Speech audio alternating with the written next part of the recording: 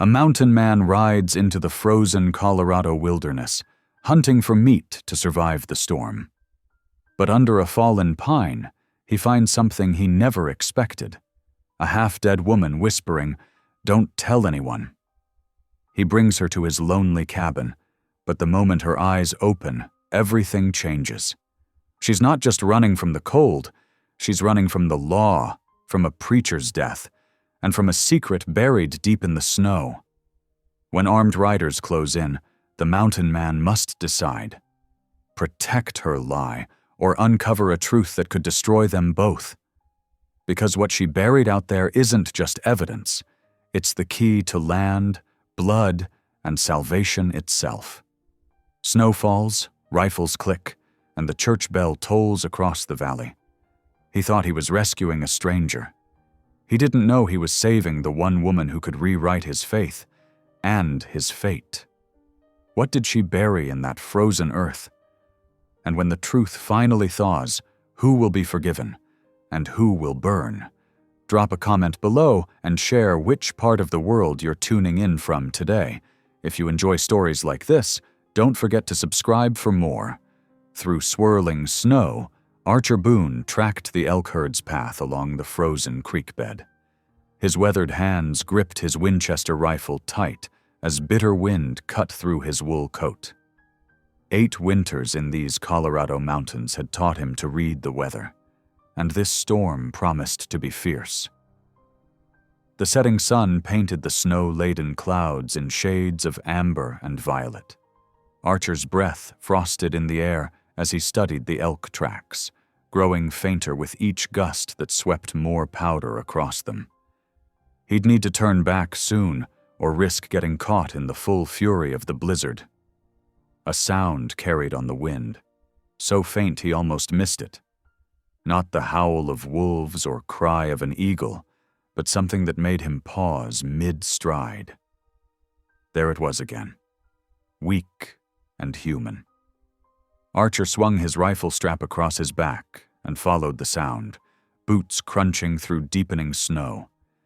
Near a fallen ponderosa pine, he spotted something dark against the white, a woman's skirt edge poking out from beneath the massive trunk. His heart hammered as he dropped to his knees beside her.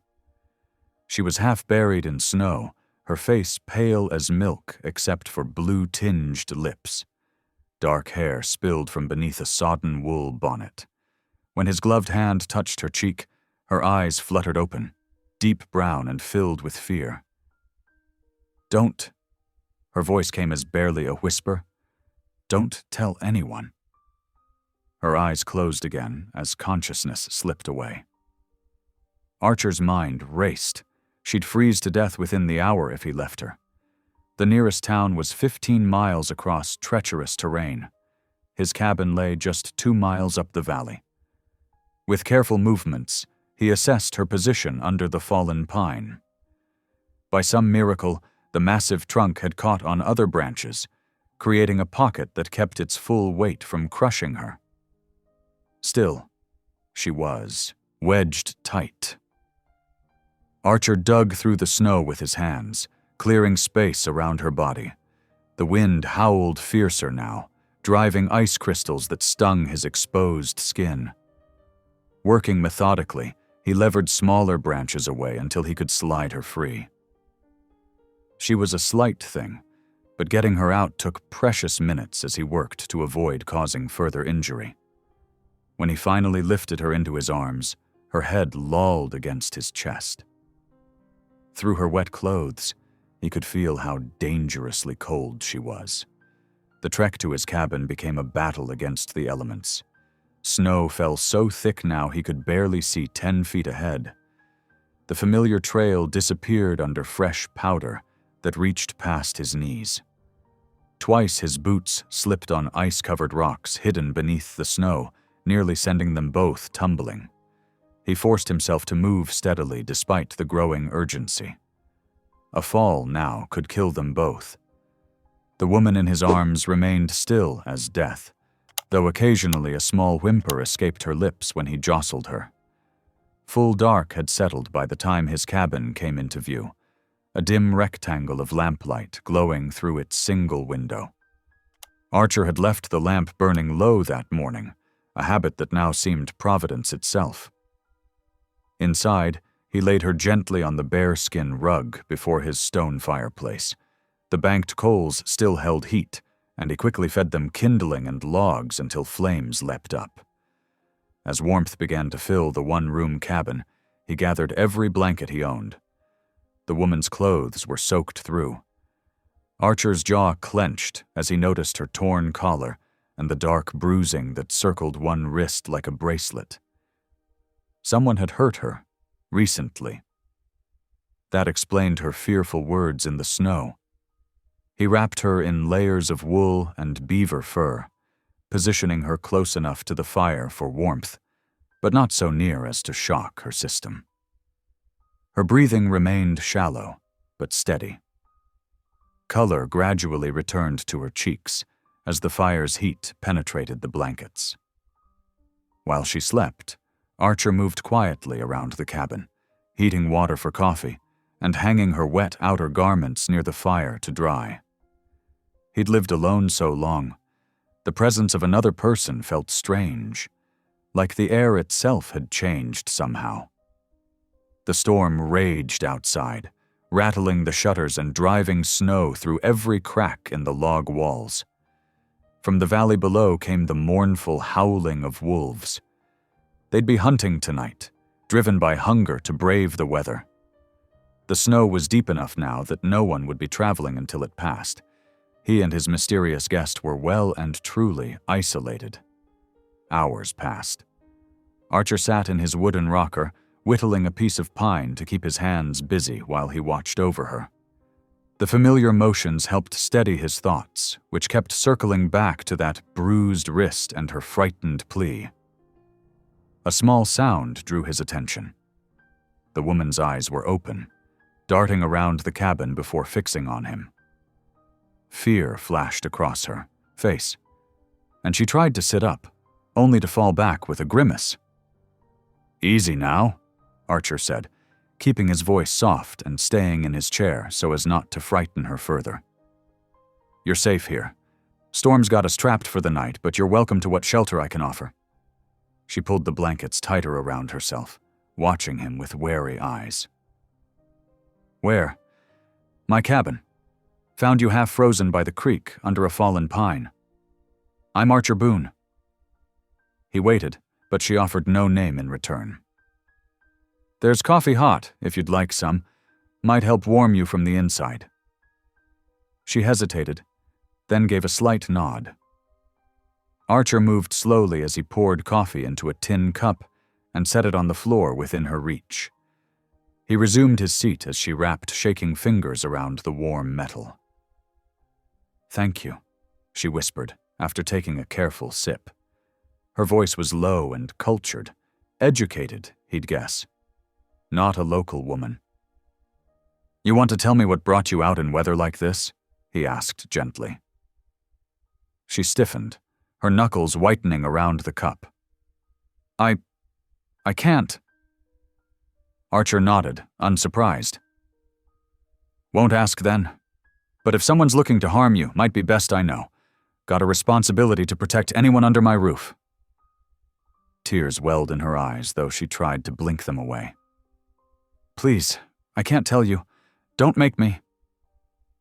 "All right," he said softly. "We'll leave it be for now.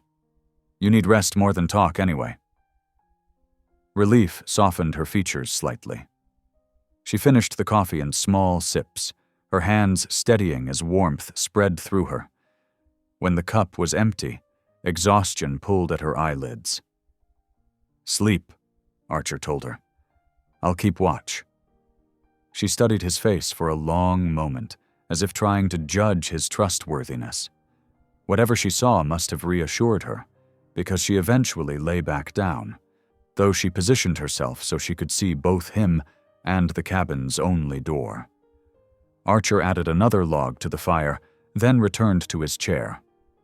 Outside, the storm showed no signs of letting up. Snow piled against the window, dimming the lamplight. The wolves' howling grew closer, then faded again as they moved down the valley. In the firelight, he could see his guest had fallen into an uneasy sleep. Her face was young, mid-20s perhaps, but there were lines of worry around her mouth that spoke of recent hardship. The bruise on her wrist stood out stark against her pale skin. Someone had hurt her, driven her out into a killing storm, rather than face whatever waited behind. Archer's jaw tightened at the thought. 8 years of solitude had taught him to mind his own business. But there was something about this woman's quiet fear that stirred protective instincts he'd thought long buried. He settled deeper into his chair, rifle across his knees. The night stretched ahead, full of howling wind and creaking timber. Come morning, they'd have to face whatever troubles had brought her to his door. But for now, his duty was simple. Keep her safe and warm while the storm raged outside. The fire popped and sparked, throwing shadows on the log walls.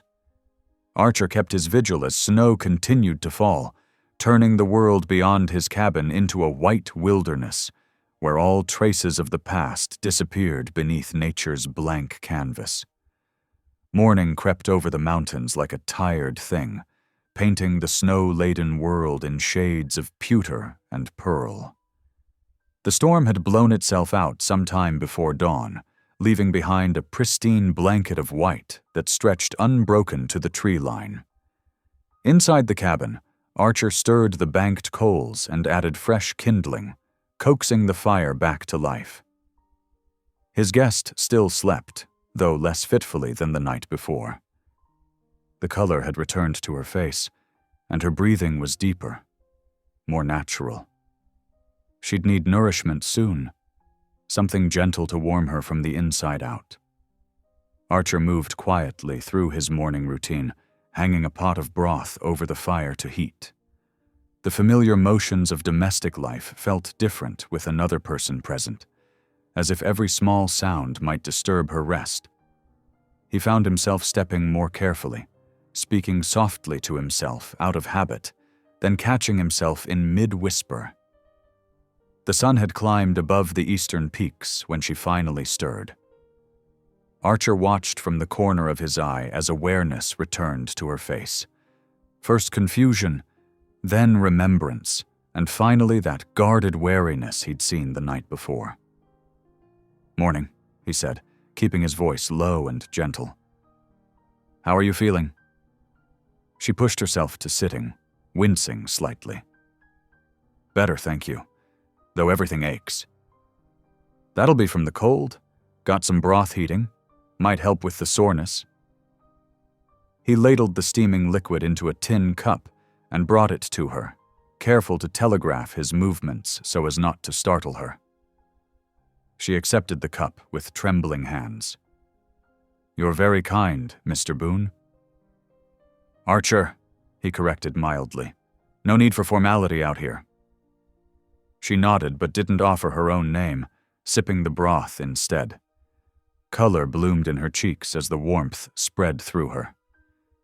"I'm Margaret," she said finally, so softly he almost missed it. "Margaret Leland." Archer inclined his head in acknowledgement, but didn't press for more. He'd learned patience in his years alone. Sometimes silence drew out truth better than questions. "I'm headed north," she added after a moment, as if feeling the need to offer something more.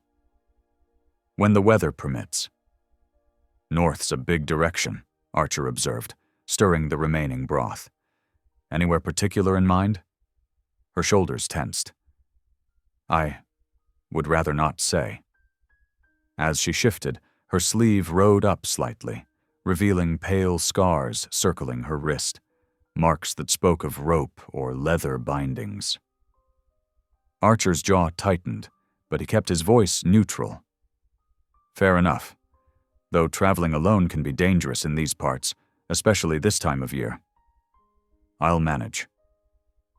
The words came out sharper than she seemed to intend. Her face softened. "I'm sorry. You've been nothing but kind. I just..." I can't explain. No need to apologize. We all carry our own burdens. Archer rose to check the shuttered window. The snow lay deep outside, at least 3 feet in the clearing, likely deeper in the drifts. Won't be going anywhere today, though. Trails will need time to settle. Margaret set her empty cup aside, trying to stand. Her legs buckled immediately, and she caught herself on the edge of the fireplace with a frustrated sound. Please, she said, sinking back onto the bearskin. I've imposed enough. Once I can walk properly... There's no imposition, Archer cut in firmly. Would be poor Christianity to send you out unable to fend for yourself. Rest. Gather your strength. She subsided, though he could see the reluctance in every line of her body. Trust, he suspected, came harder to her than physical recovery. Archer pulled on his heavy coat and boots. Need to check my trap lines. Won't be gone more than a few hours. There's more broth in the pot if you're hungry. Outside, the world sparkled beneath a crystal-clear sky. His boots crunched through the fresh powder as he made his way along the familiar paths to his trap sites. But his usual focused attention kept wandering. Questions nagged at him like burrs caught in wool. What sort of trouble could drive a genteel woman like Margaret Leland into a killing storm? Those scars on her wrists suggested captivity, yet her manner was too refined for an escaped prisoner. And there was something in her eyes when she spoke of heading north. Not just fear, but a deeper pain, like a wound that hadn't quite healed. The traps yielded little. The storm had kept most creatures denned up. Archer reset what needed tending, his movements mechanical while his mind churned. 8 years he'd lived in these mountains, content with his solitude. Now one half-frozen woman had him questioning everything about his carefully ordered existence.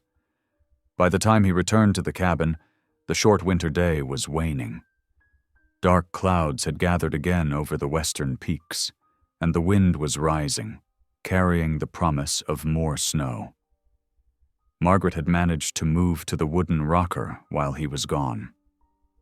She'd folded the blankets neatly and laid them aside, though she still wore his heavy wool shirt over her torn dress.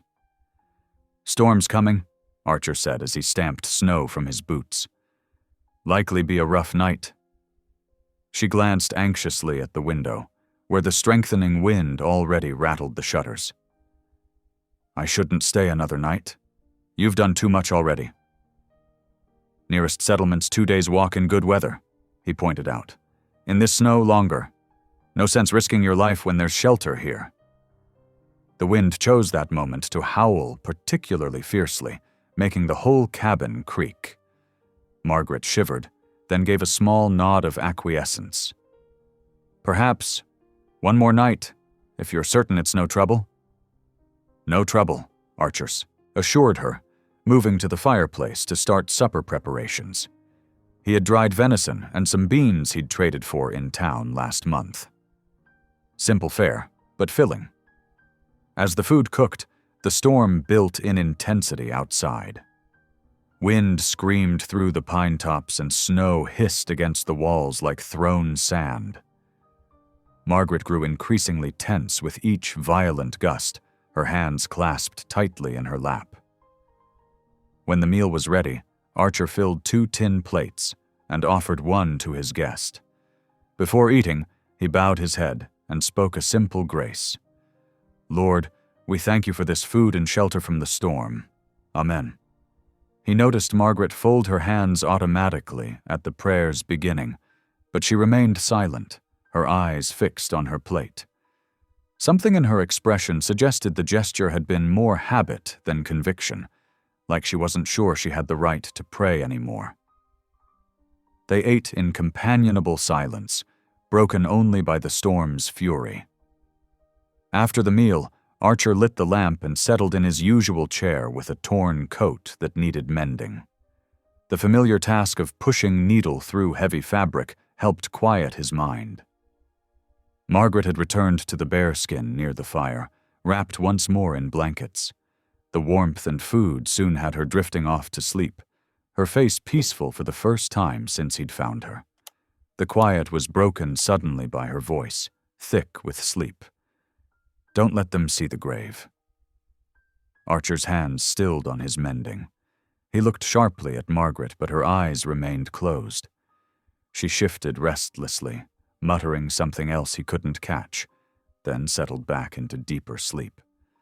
The words hung in the air like smoke, adding another layer to the mystery surrounding her. A grave? What secret could be buried that would drive her to flee into a blizzard? Archer forced his attention back to his sewing, but his thoughts wouldn't settle. The woman sleeping by his fire carried a burden heavier than just fear. Whatever she was running from, whatever she was trying to hide, it weighted her soul enough to haunt her dreams. The wind continued to rage outside, rattling the cabin's walls like something seeking entrance. Archer found himself watching Margaret's sleeping form, wondering what tomorrow would bring. 8 years of solitude had taught him to mind his own business, but something about this woman's quiet desperation called to the part of him that still believed in justice and mercy. He worked late into the night, the lamp burning low as he finished his mending. Margaret's words echoed in his mind long after she had fallen silent. "Don't let them see the grave." The mystery of it gnawed at him, but he knew better than to press for answers she wasn't ready to give.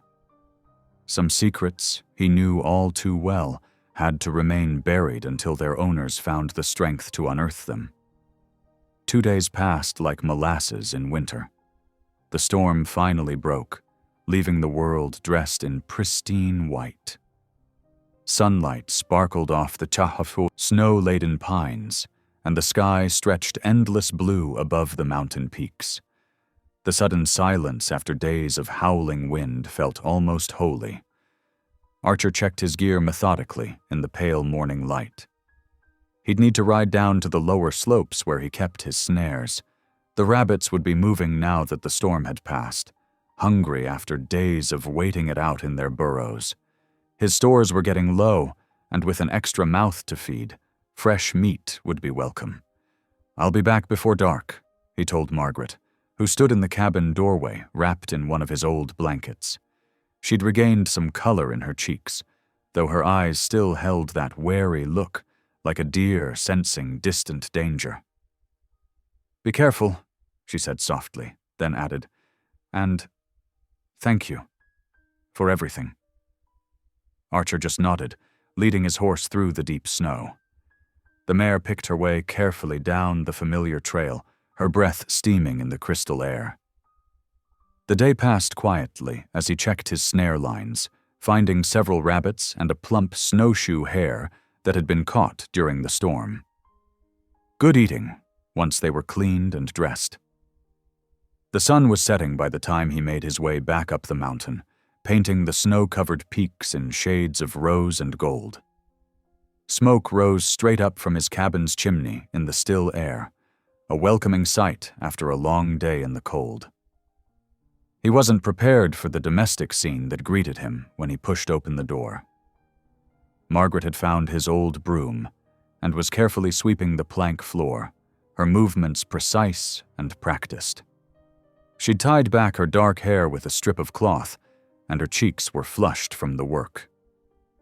"You didn't have to do that," he said, stamping snow from his boots. "I wanted to help somehow. You've been so—" Her voice trailed off as she turned and caught sight of the rifle in his hands. The broom clattered to the floor as she took an involuntary step backward, her face going pale. Archer set the weapon carefully in its usual place by the door, moving slowly to show he meant no threat. "Just for hunting," he said quietly. "Brought back some rabbit for supper." Margaret drew a shaky breath, clearly trying to master herself. "Of course. I'm sorry, I just—" She retrieved the fallen broom, her hands trembling slightly. "I'm not usually so jumpy." "No need to explain." Archer busied himself with preparing the rabbits for cooking, giving her time to compose herself. Whatever had happened to make her fear weapons so deeply, he wouldn't press her to share it before she was ready. They worked in companionable silence as he dressed the meat, and she finished her self-appointed cleaning task. Soon the cabin was filled with the savory smell of rabbit stew, made richer by the few dried vegetables he had left from his last trip to town. It wasn't until they were seated at his rough-hewn table, bowls steaming before them, that Margaret finally spoke again. The words seemed to burst from her like water through a breaking dam. "I'm not what they said," she blurted, then pressed her lips together as if trying to catch the words back. Archer waited, keeping his expression neutral and open. After a long moment, she continued, her voice barely above a whisper. There was a death in Hollow Bend. The preacher, Silas Hobb." Her hands twisted together in her lap. "They said She swallowed hard. "They branded me a seductress, said I lured him to his death for his money and position." The pain in her voice struck Archer like a physical blow. He'd heard of such accusations before, how quickly a woman's reputation could be destroyed by malicious tongues. "There's a sheriff looking for me," she continued, the words coming faster now. "A man who carries both a Bible and a badge, using one to justify the other. He swore he'd bring me in to face justice." Her laugh was bitter, as if there could be any justice in what they planned for me. She fell silent, staring into the depths of her stew as if it might hold answers. The candlelight between them flickered, casting shifting shadows on her face. "I didn't do it," she said finally, so quietly he almost missed it. "But I don't expect anyone to believe that. Who would take the word of a woman over a preacher's reputation? Even dead, his influence reaches far." Archer considered his words carefully before speaking. He'd learned long ago that hasty speech often did more harm than good. "You're safe here till the thaw," he said simply. It wasn't much, just the offer of temporary sanctuary. But it was what he could give. Margaret's eyes filled with tears she refused to let fall. "Why would you help me? You don't know me. I could be lying about everything." "Could be," he agreed. "But I reckon a woman who spends her sickbed time sweeping a stranger's floor ain't the type to murder a preacher in cold blood." A ghost of a smile touched her lips, there and gone like a shooting star. "Thank you," she whispered. The candle guttered between them, throwing their shadows large against the cabin walls. Outside, a nightbird called lonely in the darkness. The sound seemed to make Margaret draw further into herself, as if remembering all the miles still ahead of her. They finished their meal in silence, but it was a different quality of quiet than before. Something had shifted between them. Not quite trust, perhaps, but the beginning of understanding. She had shared her burden, and he had chosen not to turn her away. As Archer cleared away the dishes, he found himself watching Margaret from the corner of his eye. She sat very still, staring into the fire as if seeing things far away. What else lay behind those haunted eyes? What other secrets did she carry? He knew better than to ask. Some truths needed time to surface, like spring water working its way through mountain stone. For now, it was enough that she had trusted him with this much of her story. The fire crackled softly, casting its protective glow over them both as the night deepened outside. Whatever pursuing justice waited out there in the darkness, it would have to wait for spring. Here, in this moment, there was only warmth and shelter, and the fragile peace of secrets finally spoken aloud.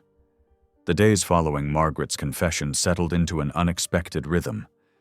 Winter's grip remained firm on the mountain, but the sky had cleared to a sharp, crystalline blue that promised eventual spring. Each morning, Archer would wake before dawn to tend to his mules, finding Margaret already up and stoking the cook fire, determination written in the set of her shoulders. "You don't need to earn your keep," he told her on the third day, watching her struggle with a heavy pot of snow to melt for washing.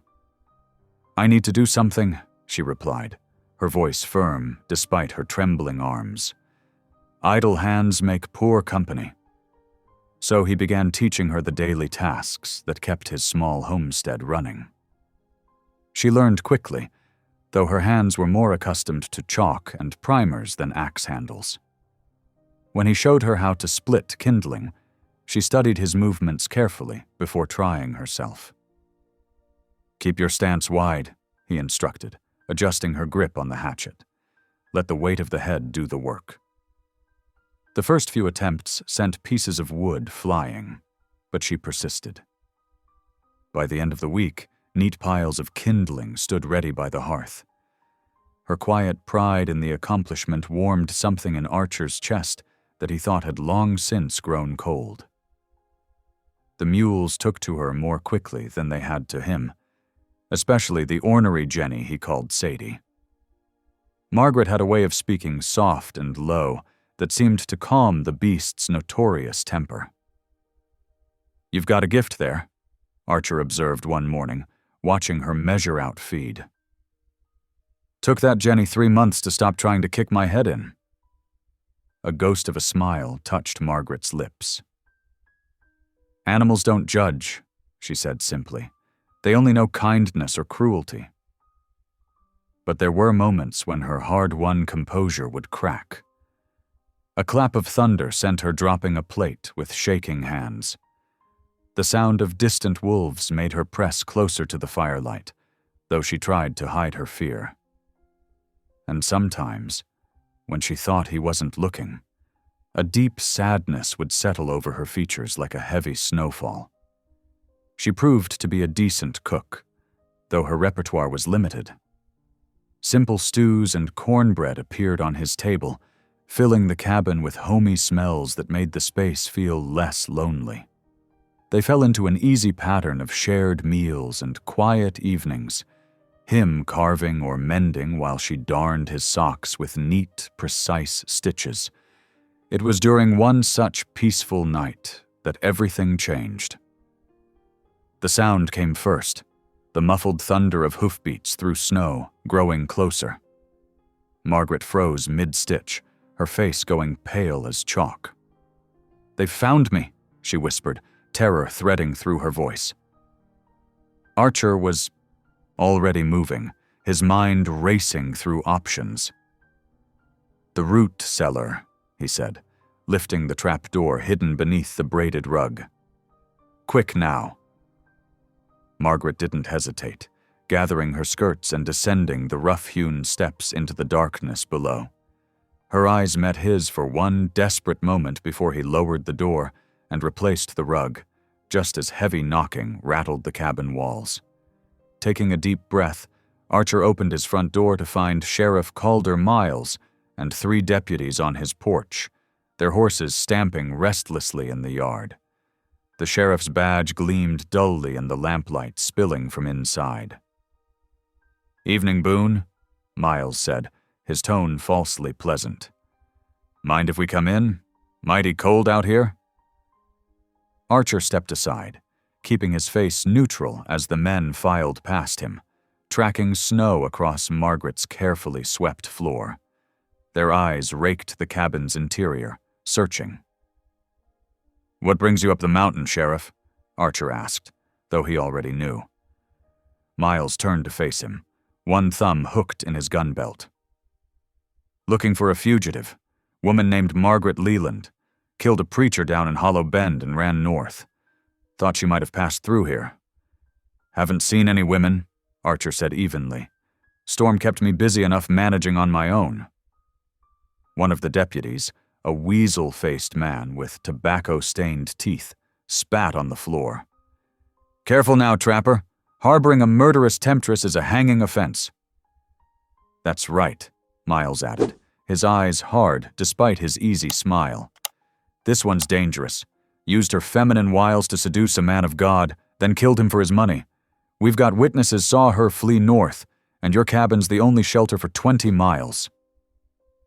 Archer met the sheriff's gaze steadily. Like I said, I've been alone. Storm kept me too busy for visitors. The deputies continued their search, peering into corners and behind furniture. Archer's heart hammered against his ribs as one man's boots crossed the rug covering the trap door, but the thick wool muffled any hollow sound beneath. "Sure is warm in here," Miles commented, glancing at the well-stocked woodpile. "Lot of work for one man." "Winter's long up here. I plan ahead." The weasel-faced deputy picked up one of Margaret's mending projects, a sock with neat stitches clearly visible. "Awful fine needlework for a mountain man," he sneered. Archer shrugged. "Trading post woman showed me how. Beats going barefoot." Miles stepped closer, close enough that Archer could smell whiskey on his breath. "Listen here, Boone. That woman's poison. She'll twist your mind with her pretty face and soft words, make you think she's innocent. But we know what she did. And if we find out you're hiding her..." He let the threat hang in the air like wood smoke. "We'd hate to see this nice cabin burn," the weasel-faced man added, fingering his holster. "Accidents happen in the mountains, especially to folks who help murderers." "That they do," Archer agreed quietly, his hand, staying deliberately away from his own weapon. "But I can't help you find someone I haven't seen." Miles studied him for another long moment before nodding to his men. "We'll be watching this trail," he said as they filed out.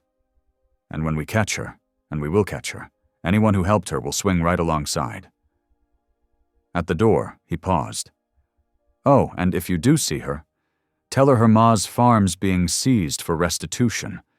Shame to see a widow lose everything over her daughter's sins, but that's justice for you." The threat in his voice was clear as crystal. Archer waited until the sound of hoofbeats faded into the distance before closing and barring the door. Only then did he lift the trap door, helping Margaret climb out with trembling hands. She stood in the lamplight, hugging herself tightly as if trying to hold something inside.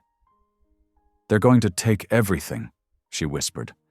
"Mama's farm. It's all she has left of Papa. She can't lose it. She can't." Archer guided her to sit by the fire, wrapping a blanket around her shoulders. "We'll figure something out," he said. "There's more to this than they're saying. Why would they seize a widow's farm over a death that's already happened?" Margaret clutched her shawl tighter, staring into the flames. "Please," she said, her voice barely audible. "Don't ask about what happened in the hills before I ran. Some things are better buried." The hollow look in her eyes stopped the questions in his throat. Whatever secret she carried, it was eating at her like poison. But forcing her to share it now, when she was already shaken by the posse's visit, would only drive her deeper into silence. "All right," he said finally. "But I mean to find out why they're so set on taking your mother's land. There's something wrong in all this." Margaret didn't respond, just kept staring into the fire as if it held answers to questions she couldn't voice. The flames cast shifting shadows across her face, making her look both younger and older than her years, a woman carrying a burden too heavy for one person's shoulders. Archer added another log to the fire, letting the familiar task settle his racing thoughts. The sheriff's visit had changed everything. What had been a simple act of mercy, sheltering a stranger from the storm, had become something far more complicated. By choosing to hide Margaret, he'd set himself against the law, risking everything he'd built here in the mountains. But watching her now, seeing how she fought to master her fear, even as she worried more for her mother than herself, he knew he couldn't have chosen differently. Whatever the truth was about the preacher's death and the secrets buried in the hills, his instincts told him Margaret Leland was no murderer. The fire crackled softly between them as the night deepened. Neither spoke again, but the silence held a different quality than before. The quiet of two people bound together by shared danger and unspoken trust. Whatever came next, they would face it together. 10 days of snowfall transformed the mountain into a pristine white fortress. The drifts piled higher than Archer's cabin windows, leaving them cocooned in a world of muted light and endless white. Inside, the forced intimacy of their shelter slowly eased into a quiet routine. Margaret's strength returned with each passing day. The color came back to her cheeks, and her hands grew steady enough to help with the daily tasks that kept them alive. This morning found her beside Archer at his work table, learning to stretch the supple hide of a winter-caught fox. "Gentle now," Archer instructed, demonstrating the motion. "Too much pressure tears the skin, too little leaves it loose." His calloused hands moved with practiced efficiency, showing her how to work the hide against the scraping board. Margaret nodded, mimicking his movements with careful precision. "Like this?" "That's right." He watched her progress, noting how quickly she learned. Her fingers were those of a schoolteacher, ink-stained and meant for books, but they adapted well to frontier work.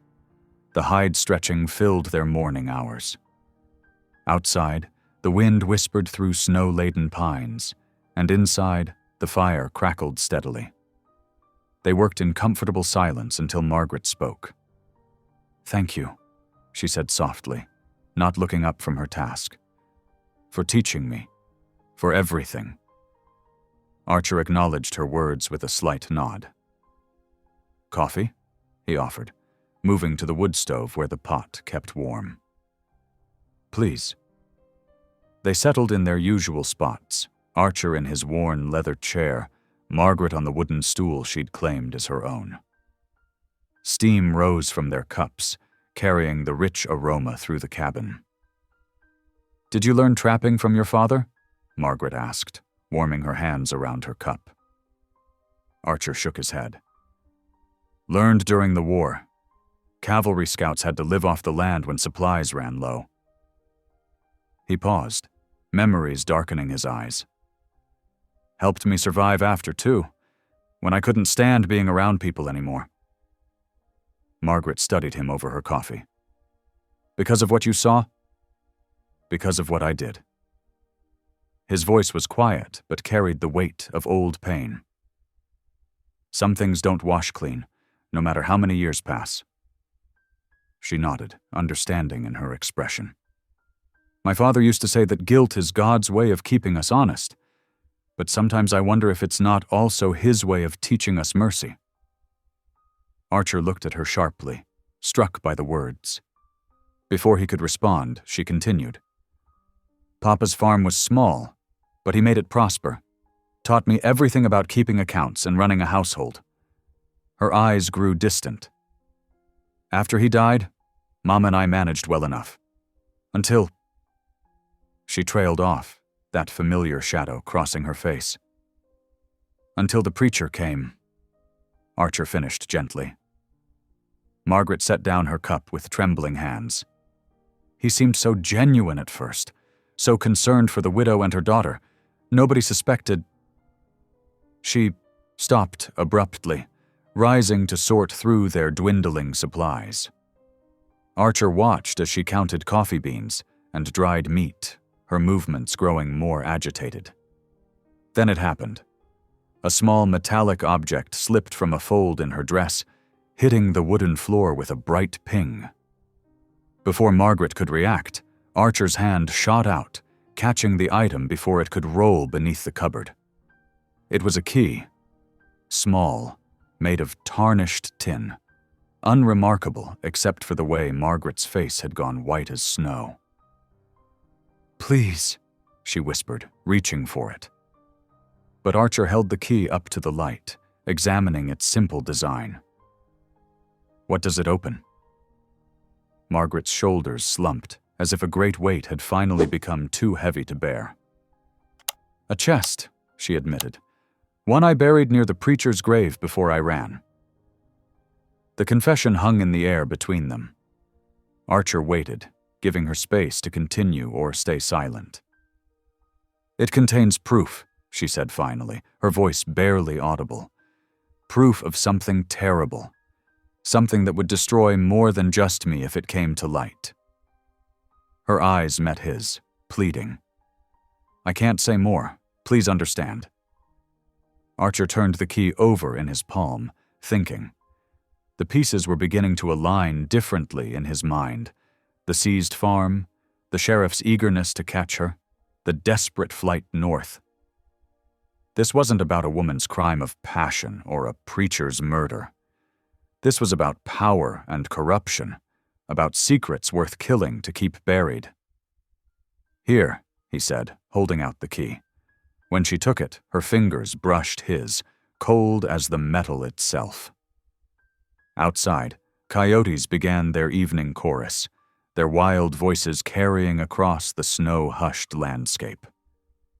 Through the cabin's window, Archer could see the moon rising, casting everything in that peculiar blue light that made the world seem both more real and more dreamlike.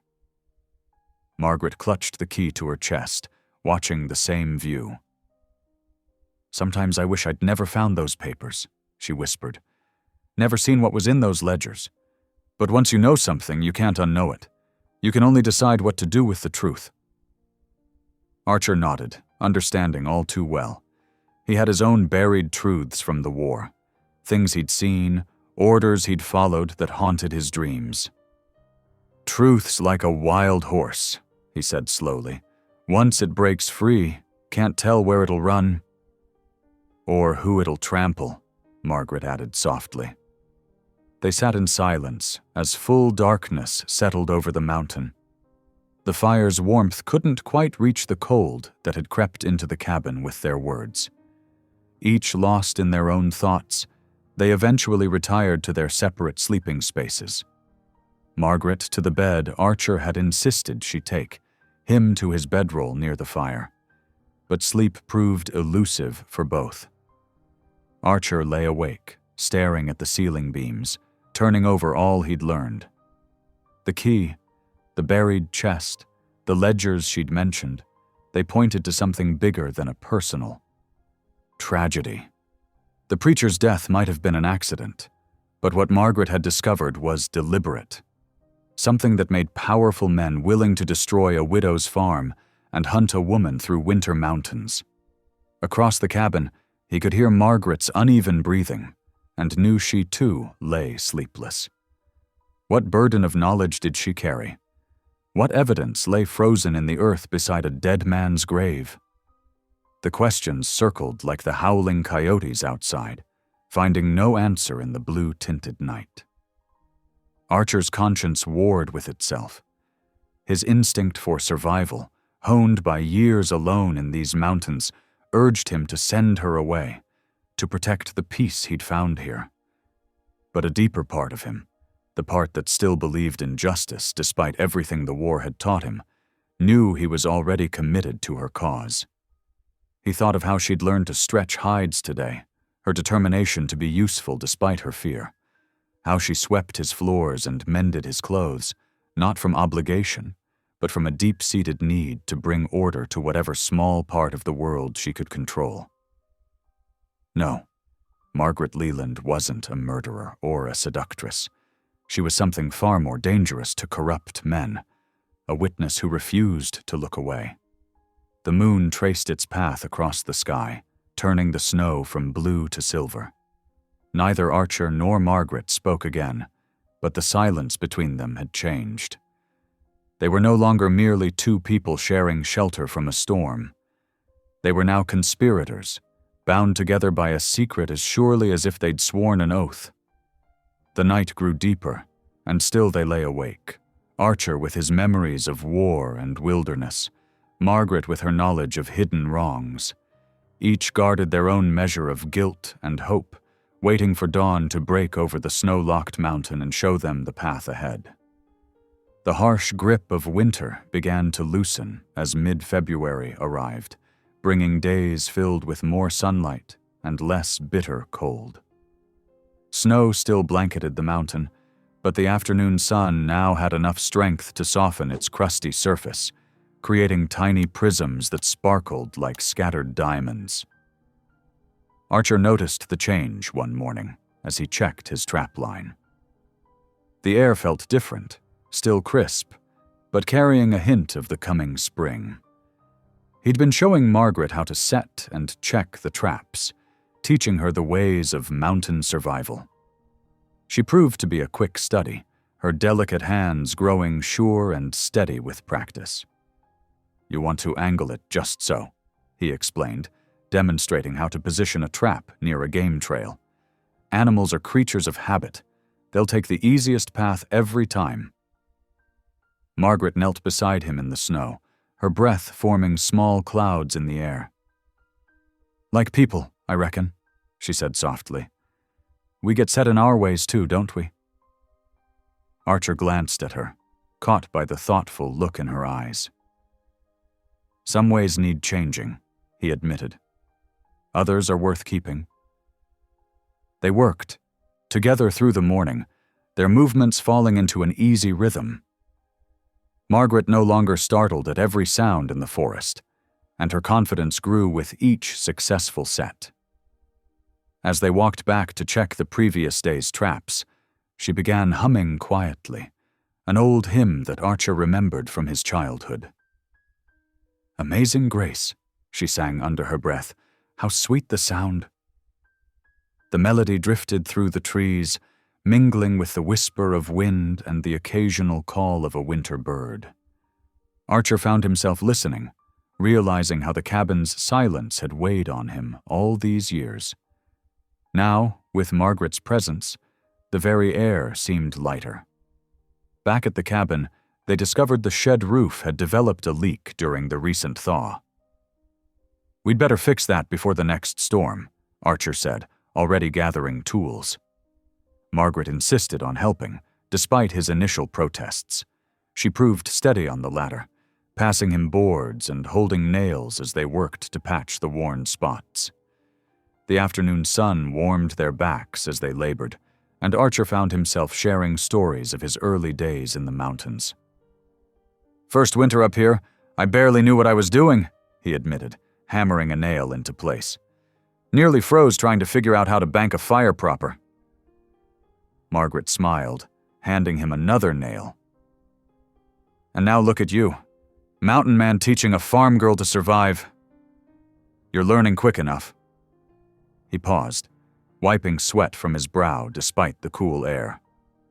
"Got more grit than most."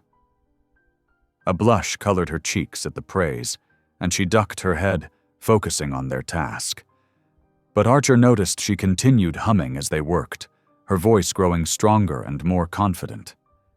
The hymns filled the space between them, creating a peaceful atmosphere that felt almost like home. That evening, as shadows lengthened across the snow, Archer found himself doing something he hadn't done in years.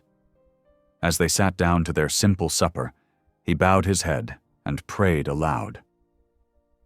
"Lord," he said, his voice rough with emotion, "thank you for this food, for shelter from the storm, for—" He hesitated, then continued, "for bringing light back into this cabin." When he looked up, Margaret's eyes shone with unshed tears, but she smiled and squeezed his hand briefly before letting go. The next afternoon proved mild enough to sit on the cabin's small porch. They brought out cups of coffee, steam rising in the clear mountain air. Margaret wrapped a wool blanket around her shoulders, settling into the rough-hewn chair Archer had made years ago. "Sometimes," she said, watching an eagle circle overhead, "I wonder if God has a plan even in our mistakes." Archer considered this, sipping his coffee. "Reckon he must, though it ain't always easy to see at the time." "When I was teaching school," Margaret continued, "I used to tell the children that God's forgiveness was unlimited, that no sin was too great for His mercy." She paused, gripping her cup tighter. "But when everything happened with the preacher, I forgot my own teachings. Faith's harder to hold on to when you're the one needing forgiveness, Archer said quietly, thinking of his own past. But do you believe it? She turned to face him, her expression urgent. That God's mercy can find even those who hide? Archer met her gaze steadily. I believe his light reaches into the darkest places, even into mountain cabins where broken people try to outrun their past. The words hung in the air between them, heavy with meaning. Margaret's eyes filled with tears, spilling silently down her cheeks. Then maybe, she whispered, he hasn't forgotten me yet. Archer wanted to reach out, to offer comfort, but held back. Instead, he said softly, he ain't forgotten either of us.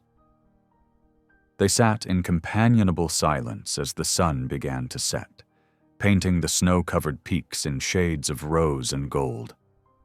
The evening chill eventually drove them back inside, where Archer built up the fire while Margaret prepared their evening meal. The cabin felt different now, warmer somehow, despite the winter air. The lonely silence that had once filled every corner had been replaced by small domestic sounds. The clatter of pots, the crackle of the fire, Margaret's quiet humming as she worked. After supper, they sat by the hearth, each occupied with small tasks. Archer worked on repairing a pair of snowshoes, while Margaret darned a sock by firelight. The familiar hymns continued to flow from her lips, soft and sweet in the gathering darkness. When it came time to retire for the night, their eyes met briefly across the room. A shy smile passed between them, acknowledgement of something new and fragile growing in this unexpected sanctuary. Then they turned to their separate sleeping places, Archer to his bedroll, Margaret to the bed he'd insisted she take. But the warmth of their connection remained. The fire settled into glowing embers, casting a gentle light through the cabin. Outside, stars wheeled above the mountain peaks, bright and clear in the winter sky. Inside, two souls who had once thought themselves beyond redemption drifted toward sleep, each carrying a spark of renewed hope in their hearts. Margaret's quiet breathing soon joined the night's subtle symphony, the pop of cooling logs, the distant cry of an owl, the whisper of wind around the cabin's corners. Archer lay awake a while longer, marveling at how his solitary refuge had transformed. The woman he'd found half frozen in the snow had brought more than just her presence to his mountain home. She'd brought melody to the silence, grace to the wilderness, and perhaps most surprisingly, faith back to his hardened heart. The mountain air shifted overnight, bringing the warm breath of a Chinook wind from the west. By morning, snow began melting in earnest, dripping from pine boughs and forming rivulets down the slopes. The sudden thaw transformed the landscape, uncovering rocks and fallen logs that had been buried for months. Archer stepped onto the porch, testing the air. "Weather's turning fast," he said as Margaret joined him. "Best check the ridge traps before the melt makes the trails too muddy." She nodded, pulling on the sturdy boots he'd helped her patch. "I'll ready the mules." They set out as the sun climbed higher, the animals picking their way carefully through the softening snow. Water trickled everywhere, from branches overhead, through cracks in boulders, and down the mountainside in growing streams. The world seemed to be awakening from its winter sleep. Margaret rode well now, having learned to trust both beast and terrain during their weeks together. But Archer noticed her growing tension as they approached the ridge trail. Her shoulders tightened, and she kept glancing toward a stand of cedars to the east. "Something troubling you?" he asked quietly. She gripped her reins tighter. "I know this place from before." They collected 2 rabbits from the nearest traps, working in silence as the sun rose higher. The Chinook continued its work, exposing more of the dormant earth with each passing hour. Old paths began emerging through the thinning snow, game trails, logging tracks, and the remnants of winter travelers' passage. Near midday, Margaret suddenly pulled her mule to a halt. Her face had gone pale as she stared at the cedar grove. "It's there," she whispered, her voice barely audible above the dripping snow. Archer drew his mount alongside hers. "What's there?" She swallowed hard. "What I buried. What I've been running from." Her hands trembled on the reins. Will you help me?" He nodded slowly, understanding the weight of her trust. They dismounted and secured the mules, then made their way through the melting snow towards the cedars. The ground was softer here, protected from the worst of winter's freeze by the thick evergreen canopy. Margaret stopped beneath the largest tree, her boots sinking slightly in the wet earth. "Here," she said, pointing to a spot between two massive roots. "It's not deep. I didn't have much time." Archer retrieved a small shovel from his saddlebag, and together they began to dig. The soil was dark and rich, still partially frozen, but yielding to their efforts. After several minutes, Margaret's breath caught as the blade struck something solid. Kneeling, they carefully uncovered an oilcloth package, roughly the size of a large book. Margaret's hands shook as she lifted it, brushing away clumps of dirt. The wrapping had protected its contents well. "The ledger," she said softly, unwrapping just enough to confirm its presence. "Preacher Hobbs' record of everything he stole." Archer watched her face carefully. "Tell me." She took a deep breath, clutching the package to her chest. "I was his assistant, keeping books, writing letters. I thought—" She shook her head. "I thought I was helping build God's kingdom in the territory. But then I found this." Her fingers traced the edge of the oilcloth. "He and the land agent, they were working together, taking advantage of the new settlement laws. The ledger shows how they cheated the Ute families out of their timber rights. Forged documents, false surveys, bribes to officials. It's all here." Archer's jaw tightened. He'd seen such schemes before, men using the law as a weapon against those who couldn't fight back. "How did it end with his death?"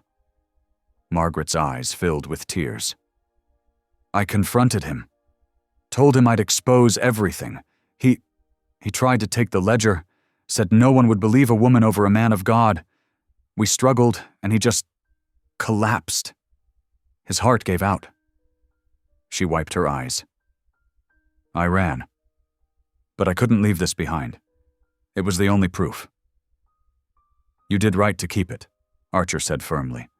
"But having it makes you dangerous to powerful men." She nodded miserably. "The sheriff, he's part of it. That's why he wants me found so badly. They're afraid I'll tell." Archer studied the shadowed grove, considering. "We need to move careful-like. That ledger's evidence of serious crimes. Men have killed for less." "What should we do?" "First, we get it somewhere safe. Then, when the pass is clear, we take it to the Indian Agency." He touched her arm gently. "This isn't just about clearing your name anymore. Those Ute families deserve justice." Margaret straightened her shoulders, determination replacing fear in her eyes. "You're right. I've been running from the truth, but maybe God preserved this ledger for a reason."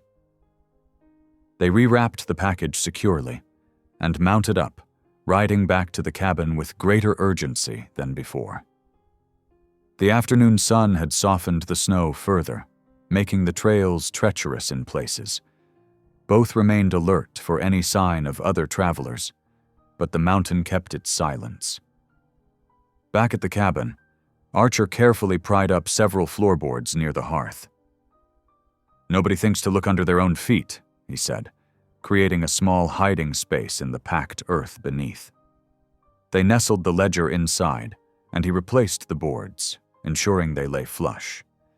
As evening approached, Margaret built up the fire while Archer prepared their simple supper. The weight of their discovery hung in the air between them, making conversation sparse. Finally, as the last light faded outside, Margaret spoke. "I've been carrying this burden alone for so long," she said quietly. "Afraid to trust anyone with the truth. Afraid I was wrong about everything I believed." She looked up at him. "Thank you for helping me see that doing right matters more than being afraid." Archer set aside his coffee cup and moved to kneel beside the hearth. After a moment's hesitation, Margaret joined him. "Lord," he prayed, his rough voice gentle in the fire-lit cabin, "we ask for wisdom. Show us how to use this truth you've preserved. Help us protect those who can't protect themselves. And," he paused, choosing his words carefully, "give us courage to follow your path, wherever it leads." "Amen," Margaret whispered, and in the word was both prayer and promise. They remained there a moment longer, the fire's warmth at their backs and the hidden ledger beneath their feet. Outside, the Chinook wind continued its work, stripping away winter's concealment layer by layer. Inside, two souls found strength in shared purpose, their own hearts thawing like the mountain snow. The truth they'd unearthed would demand much from them both: courage, wisdom, and unwavering faith in justice. But as they rose from their prayer, each felt a deep certainty that God's hand had led them to this moment. The path ahead might be dangerous, but they would walk it together, guided by conscience and the hope of making right what had been wrong for far too long. Margaret sat at Archer's rough-hewn table, her hand hovering over a sheet of paper. Afternoon light filtered through the cabin's single window, catching dust motes that danced in the air. She'd started and discarded 3 letters already, each attempt to explain herself to her mother falling short. "Dear Mother," she wrote again, then paused, watching ink seep into the paper's fibers. How could she possibly explain everything? The words wouldn't come, though they'd been burning in her heart for weeks. The cabin had grown familiar now. The way the door creaked just so, the pattern of knots in the ceiling beams, the rhythm of Archer's quiet movements as he prepared for his journey to the trading post. He was checking his saddlebags, methodically counting supplies they needed. "I reckon I'll be back by sunset tomorrow," he said, glancing at her hunched form. "You'll be all right?" Margaret nodded, grateful he didn't mention the crumpled papers beside her. "I know how to work the door bar and where you keep the extra shells." She tried to smile. "Though I pray I won't need either." Archer's eyes softened at her attempt at bravery. "Keep the lantern away from the windows after dark. And if anyone—" "I'll stay hidden," she finished. "I promise." He nodded, shouldering his rifle. The morning was crisp and clear, perfect for traveling. Margaret watched from the doorway as he mounted up, his broad shoulders straight against the pale blue sky. Something in her chest tightened as he rode away, disappearing around the bend where pines closed in thick along the trail. Alone, she returned to her letter. The cabin felt larger somehow, emptier. Her pen scratched across the paper. "I know you must be sick with worry. The things they're saying about me, about what happened at the church, they're not true. But the real truth is harder to tell. I'm safe, though. Safer than I've been since Father died. I've found shelter with someone who—" She stopped, staring at the words. How could she explain Archer to her mother? This quiet man who'd saved her life, who'd believed in her innocence without proof, who prayed with such simple faith it made her own doubt seem shameful. The day passed slowly. Margaret kept busy, sweeping, mending, trying not to count the hours until Archer's return. She'd grown used to his presence, the way he filled spaces with careful movements and few words. The silence felt different without him. Meanwhile, Archer pushed his horse at a steady pace along the trading post trail. The journey took him down through stands of aspen and across 2 icy streams before the settlement came into view. A cluster of log buildings with smoke rising from stone chimneys. The trading post itself was the largest structure, its wooden porch worn smooth by years of boots and wagon wheels. Inside, he traded furs for salt and other necessities, listening carefully to the gossip that flowed as freely as coffee. No one mentioned Margaret directly, but there was talk of trouble down in Hollow Bend, something about church property and missing documents. The post office occupied a corner of the trading post, little more than a desk and pigeonholes for mail. The postmaster, a thin man with spectacles perched on his nose, was sorting through a stack of notices when Archer approached. "Afternoon," Archer said, purchasing stamps and paper. "Any news from down south?" The postmaster's eyes lit up with the pleasure of sharing information. "Matter of fact, there is. Just got these in." He pulled out a fresh batch of wanted posters. "Land agent down in Hollow Bend. Mr. Kellen's his name. He's offering $100 for information about a woman." Archer kept his face carefully neutral as the postmaster continued. "Says she's wanted for murder and theft of church property. Quite the reward for these parts." "Must be serious business," Archer commented mildly, though his heart had begun to pound. $100 could set a man up proper," the postmaster mused. "Says here she's likely headed north. Dark hair, mid-20s, educated speech. Name of Margaret Leland." Archer pocketed his purchases with steady hands, though his thoughts raced. $100 would draw every bounty hunter and fortune seeker in the territory. "Reckon some folks will be keeping their eyes open," he said non-committally. "That they will," the postmaster agreed. "Though between you and me, something sounds off about it all. Why would a land agent be posting reward money for a church matter?" He shrugged. "Above my pay to wonder, I suppose." Archer left the trading post with his supplies and something else, a cold certainty that time was running out. The ride home seemed longer, each mile bringing fresh worry. He'd seen what desperate men would do for far less than $100. The sun was setting when he finally reached the cabin. Northern lights had begun to flicker across the darkening sky, pale green and ghostly. He took extra care checking the surrounding area before approaching, alert for any sign of unwelcome visitors. Through the window, he could see Margaret sitting at the table, reading by lantern light. Her Bible lay open before her, and something in her posture, the slight bend of her neck, the way her hand rested on the page, made his chest ache. She looked up at his entrance, relief clear on her face. "I was starting to worry," she said softly. Archer busied himself with unloading supplies, not trusting himself to meet her eyes just yet. How could he tell her about the reward? About the net that was slowly closing around them? She'd been through enough already. "Did you finish your letter?" he asked instead. She shook her head. "The words won't come right. How do I explain everything without putting Mother in danger too?" She closed her Bible carefully. "I've been reading about David in the wilderness, running from Saul. He kept his faith even when it seemed hopeless." Archer hung his coat by the door, checking that his rifle was within easy reach. "David had good friends helping him," he said. "Loyal ones." Margaret watched him move around the cabin, her eyes thoughtful.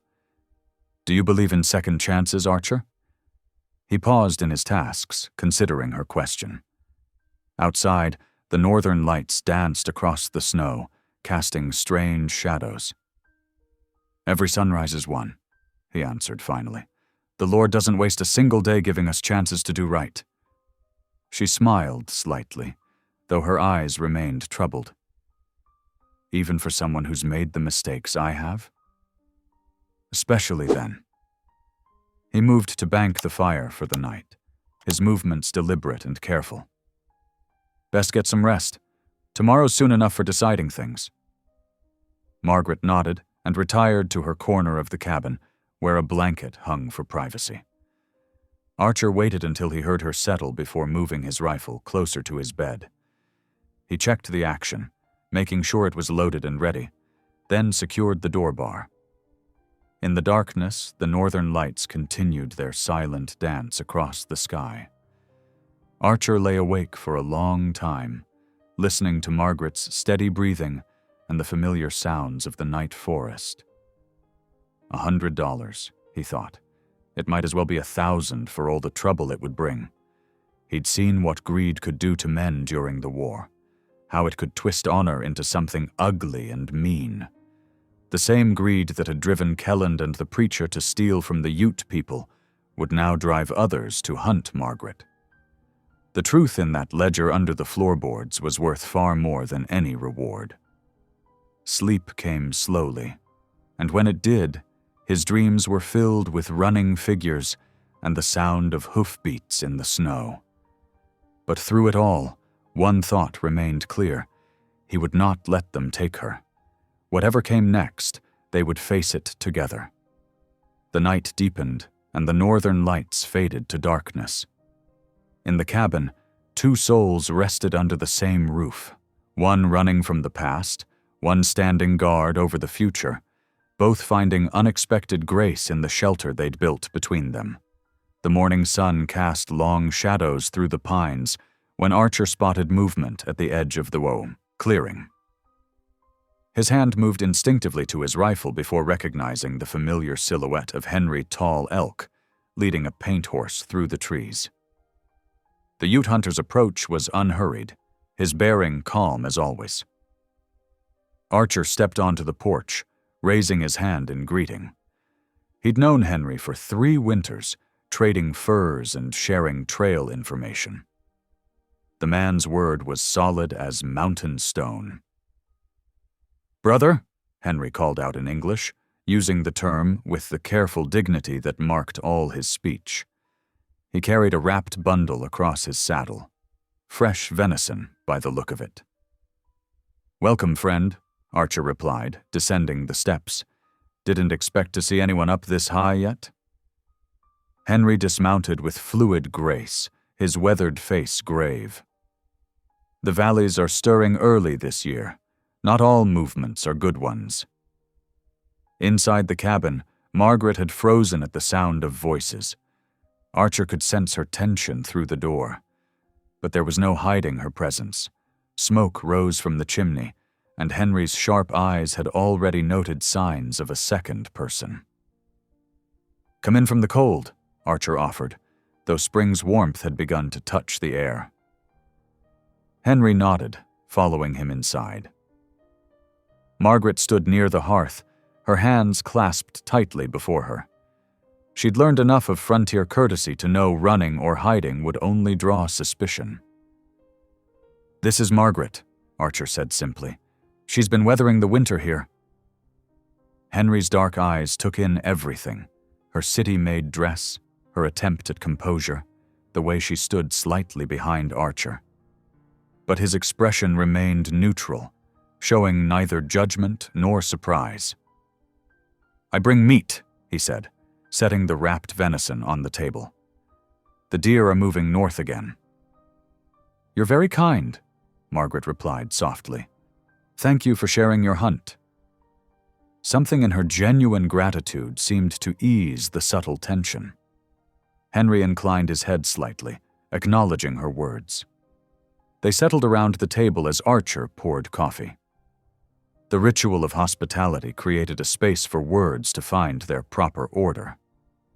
"There is trouble in the South Valleys," Henry said finally, cradling his cup. "Soldiers came last week, with men who carry maps and instruments. They argue about timber lines, about where boundaries should be." Archer's jaw tightened. Land disputes often turned bloody in these parts. "Government surveyors?" "Some. Others work for the railroad companies." Henry's gaze swept the cabin. They fight over trees that grew before any of their grandfathers were born. Trees that stood on my people's hunting grounds. Margaret's hands trembled slightly as she set down her cup. Your people's lands, were they near Hollow Bend? Henry turned his penetrating look upon her. My uncle's family trapped those forests for generations. Then 2 winters ago, a preacher came with papers, said the land was now church allotments. His voice held no anger, only a deep sadness. My uncle died that winter. No trees for lodge poles, no game for meat. Margaret's face had gone pale. Archer saw tears fill her eyes before she looked down at her hands. The shame in her posture was painful to witness. Many things were stolen in those days, Henry continued quietly. Land, lives, truth itself. The silence that followed was heavy with unspoken knowledge. Archer could almost feel the weight of the ledger hidden beneath the floorboards, its pages filled with false claims and stolen futures. Some wrongs can be made right, Margaret whispered, though her voice shook. If the truth were known. Henry studied her for a long moment. Truth has its own time for coming to light, he said finally, like spring thaw. Cannot be rushed, cannot be stopped. He rose then, with the fluid economy of movement that marked his people. I must go. More soldiers may come. Best to know where they ride. Archer walked him to his horse, their boots crunching on the last patches of snow. At the edge of the clearing, Henry paused. The woman, he said softly. She carries a heavy burden. She does, Archer agreed, but her eyes are honest. Henry mounted his paint with practiced ease. Sometimes the greatest courage is in speaking truth, even when it burns the tongue. Archer watched him ride away, vanishing into the trees like a shadow. When he returned to the cabin, he found Margaret standing by the window, tears running freely down her face. I never met them, she said without turning. The people whose land was stolen, they were just names on papers to me then, just entries I copied into his ledger. Archer moved to stand beside her. Through the glass, they could see Henry's horse tracks leading away into the forest. You didn't know what the preacher was doing, he said gently. But I suspected. Her voice was raw with self-reproach. There were so many transactions, so many donations to the church. I knew something wasn't right, but I was afraid to ask. And now, she pressed her hand against the window pane. Now good people have suffered for my silence. Archer watched her reflection in the glass, seeing the weight of guilt bow her shoulders. The ledger hidden under their feet could restore what was stolen, could give Henry's people back their ancestral lands. But using it would mean Margaret would have to come forward to face the accusations and scandal that had driven her into the wilderness. Justice or protection, truth or mercy. The choice twisted in his gut like a knife. I need to be alone for a while, he said quietly. Will you be all right? She nodded, wiping her eyes. I'll prepare some of the venison for supper. It's the least I can do with Henry's gift. Archer took his rifle and walked into the lengthening shadows of late afternoon. He climbed to a rocky outcrop where he often went to think and pray. The valley spread below him, painted in the soft greens of early spring. Lord, he whispered, letting the wind carry his words. Show me the right path here. He thought of Margaret's gentle spirit, how she'd begun to heal in these months of safety. The accusation of murder would destroy her, even if she was eventually cleared. But he also thought of Henry's uncle, of families driven from land they'd held for generations. Their suffering continued with each passing season. The sun sank lower, setting the clouds ablaze. Archer remained on his knees, wrestling with the choice before him. He'd seen too much injustice in the war. Too many times when good people stayed silent in the face of wrong. But he'd also seen how violence and vengeance only bred more of the same. Perhaps there was another way, one that would require more courage than either of them thought they possessed. The first stars were appearing when he finally descended from his prayer vigil. No clear answer had come, but something had shifted in his heart. Whatever path they chose, they would walk it together.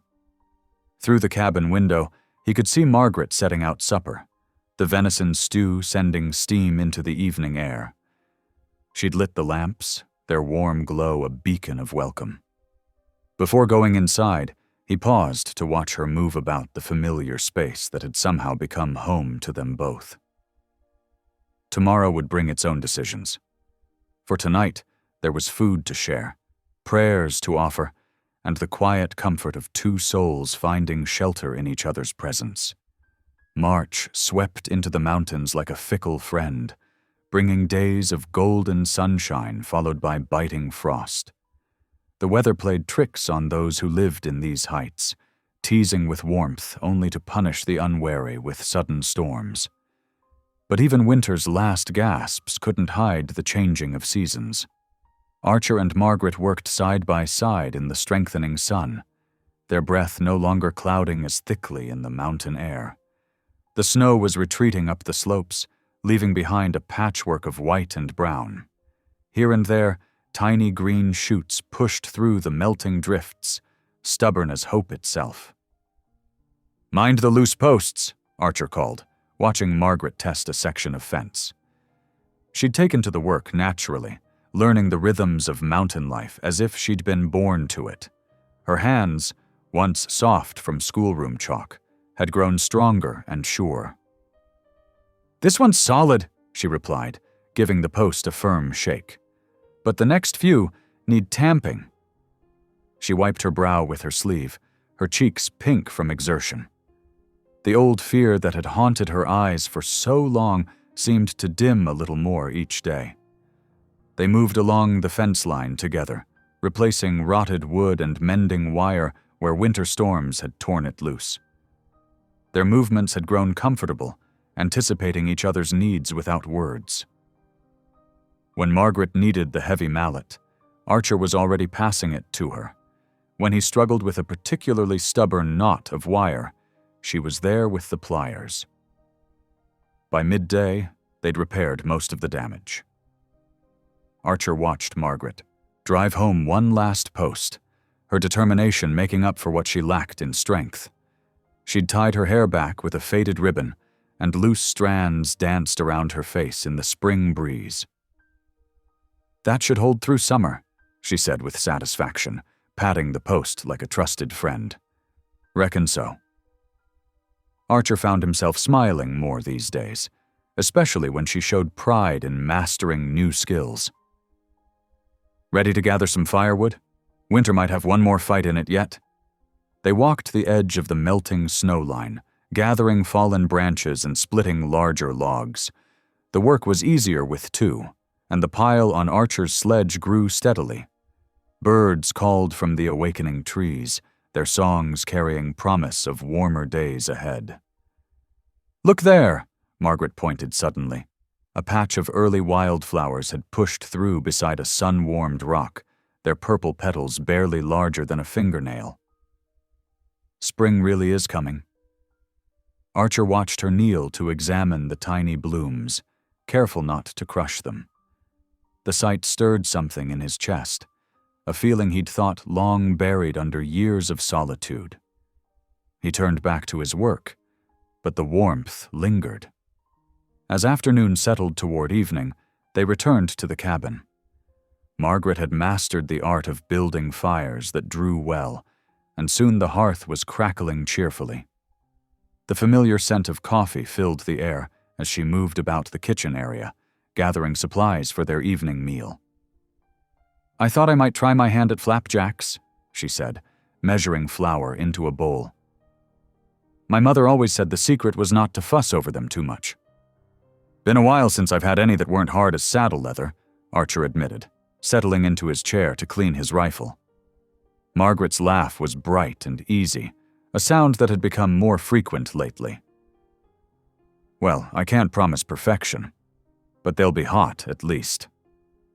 She hummed softly as she worked, an old hymn that seemed to make the cabin feel more like home with each note. The batter sizzled as it hit the hot griddle, filling the air with a mouth-watering aroma. When she flipped the first cake with a practiced twist of her wrist, it was golden brown.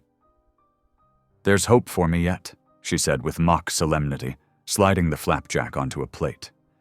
They shared the simple meal in comfortable silence, savoring each warm, buttery bite. The calendar might still say winter, but spring was surely coming, not just to the land, but to their hearts as well. "Tomorrow, if you're willing," Archer said as they finished, "I could show you how to fish through the ice. The creek's starting to thaw at the edges." Margaret's eyes lit up at the prospect of learning something new. "I'd like that very much." The next morning found them at the creek bank, where patches of open water gleamed between sheets of thinning ice. Archer showed her how to choose the right spot, how to read the water's movement beneath its frozen shelter. "You want to look for the darker patches," he explained, demonstrating how to lower the line. "That's where the fish gather when it's cold." Margaret proved an attentive student, asking careful questions and watching his every move. When her first fish broke the surface, flopping and flashing in the sunlight, her cry of triumph echoed off the canyon walls. "Well done," Archer said, helping her land the decent-sized trout. "You're a natural." She beamed at the praise, her cheeks flushed with success and the crisp morning air. "It feels good, providing food this way, like being part of the land itself." They caught several more fish before the sun climbed too high. As they walked back to the cabin, their catch strung proudly between them, Archer found himself studying Margaret's profile. The frightened woman he'd found in the snow seemed like a distant memory now. In her place was someone stronger, someone who belonged here in these mountains as surely as the aspens and pines. Evening found them by the hearth, sharing coffee after a supper of fresh-caught fish. The fire painted everything in shades of gold, softening the cabin's rough edges. Outside, the wind had picked up, carrying the last chill of winter, but inside was all warmth and quiet contentment. Margaret cradled her cup in both hands, breathing in the steam. "I never thought I could feel this peaceful again," she said softly. "After everything that happened, I thought I'd spend the rest of my life running scared." Archer set his own cup aside, choosing his words carefully. "Fear's a hard companion to shake, but it doesn't have to win." "No," she agreed, meeting his eyes. "It doesn't." Something shifted in the air between them, delicate as a butterfly's wing, but just as real. All the unspoken feelings that had been growing over these months seemed to surface at once, impossible to ignore any longer. "When the road's clear," Archer said, his voice rough with emotion, "I'll ride with you to the Ute agency. We'll set things right, all of it. The ledger, your name, everything." Margaret's eyes filled with tears, but they weren't tears of sorrow. "You'd do that? Even knowing what it might cost?" "I would." He reached across the space between them, taking her hand in his. It felt right, as natural as breathing. "Truth needs telling, and you shouldn't have to face it alone." She squeezed his hand, her fingers warm and strong against his calloused palm. "Then I'll stop hiding," she whispered. "No more running, no more fear." When they knelt for evening prayers, their hands remained clasped. The words came easier somehow, shared between them. The firelight danced across their bowed heads, blessing their joined fingers with touches of gold.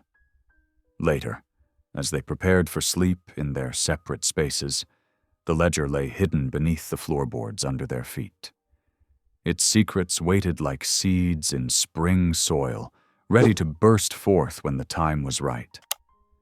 For now, though, there was just this, the quiet breath of two people who had found something precious in each other's presence. Margaret blew out her lamp first. "Good night, Archer," she said softly. "Sleep well, Margaret," he replied, his voice gentle in the darkness. The cabin settled around them with familiar creaks and sighs. Outside, an owl called once, its voice carrying across the valley. Neither of them noticed the thin thread of smoke rising from their chimney, visible for miles in the clear mountain air to those who might be watching from below.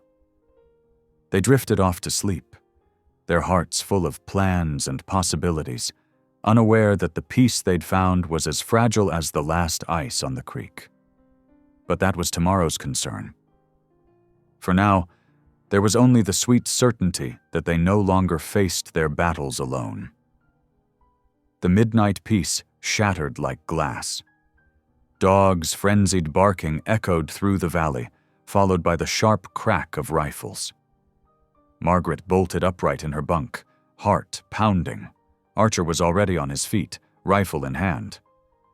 "They've found us," he said, voice tight. The orange glow of approaching lanterns flickered through the frost-edged windows. "Bring out the woman." A familiar voice rang out.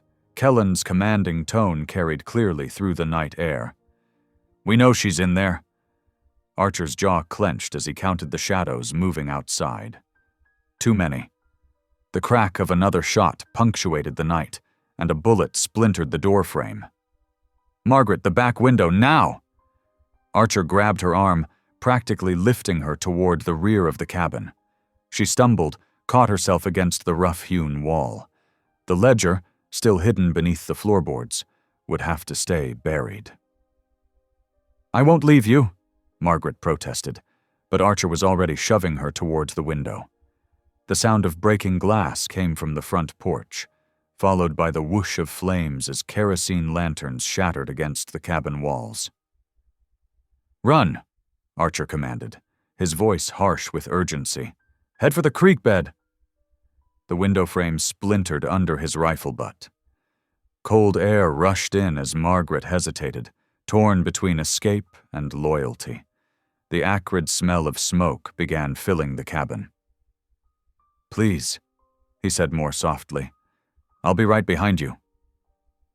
She finally nodded and climbed through the window. Her boots crunched in the half-frozen spring mud as she dropped to the ground. Archer followed, keeping his body between her and the approaching men. They ran through the darkness, stumbling over partially melted snowdrifts and early spring mud. The creek lay ahead, its banks swollen with thaw. Gunshots cracked behind them, bullets whining past like angry wasps. "There they go!" someone shouted. "Don't let them reach the trees!" Margaret's lungs burned as they splashed through icy puddles. Just a few more yards to the protective shadows of the forest. But fate had other plans. A dead branch, hidden in the darkness, caught Archer's foot. He pitched forward with a grunt of pain, landing, hard in the slush. Margaret skidded to a stop, her heart in her throat. "Get up!" she begged, grabbing his arm. She could hear their pursuers getting closer, dogs baying in the night. Together they stumbled behind a fallen log, but it was too late. "Over there!" Voices approached from multiple directions now. Lantern light swept the area. "Go," Archer whispered, but Margaret shook her head fiercely. She wouldn't abandon him now. Rough hands seized her arms, yanking her away from Archer's side. She fought, but the grip was iron strong. "We got the preacher's Jezebel," one of the men jeered, triggering cruel laughter from the others. Margaret recognized the voice, one of Kellen's regular thugs. Through tears of rage and fear, she saw Archer trying to rise. The butt of a rifle crashed against his temple before he could get to his feet. He crumpled into the snow-scattered mud, motionless. "Archer!" she screamed, struggling against her captors. "Please don't hurt him!" But her pleas fell on deaf ears. Behind them, orange flames were already consuming the cabin, turning the night sky an angry red. Sparks rode the wind like fireflies, carried up into the darkness. The home that had sheltered them, where they had found healing and hope, was becoming ash. Margaret watched helplessly as smoke rose against the snow-touched mountains. The flames painted everything in shades of hell, the bare trees, the melting drifts, the still form of the man who had risked everything to protect her. "Get her mounted up," Kelland ordered from somewhere in the darkness. "We ride for town before dawn."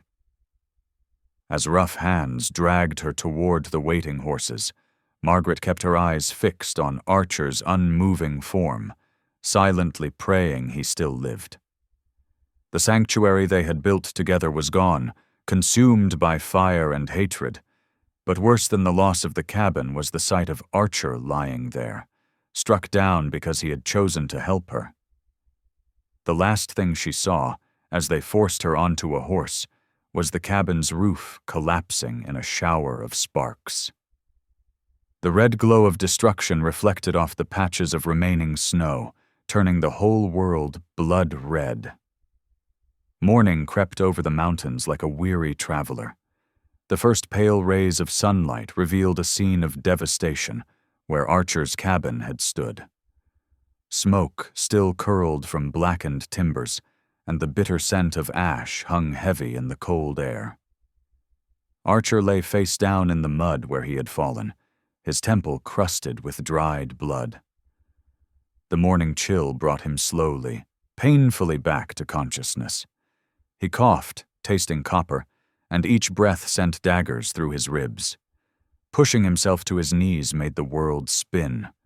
Blood dripped from his split lip, staining the half-melted snow beneath him. His fingers probed the wound on his head gingerly, deep but not fatal. The posse had left him for dead. The ruins of his home smoldered before him. 8 years of solitude, of building and surviving, reduced to charred bones.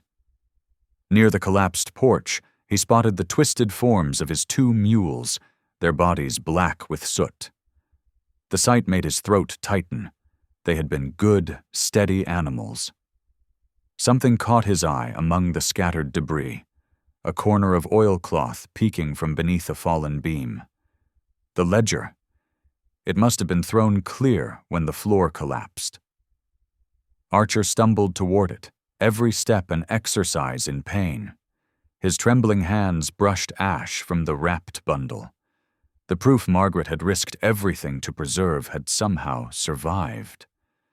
Archer sank to his knees, clutching the ledger. His head throbbed fiercely, and his vision blurred. But there was no time for rest. Margaret needed him. They would have taken her to Hollow Bend, to face whatever twisted justice Kelland and his men had planned. First, he had to tend his wounds. Archer tore strips from his relatively clean undershirt, soaking them in melted snow to clean the gash on his temple. The cold water helped clear his head somewhat.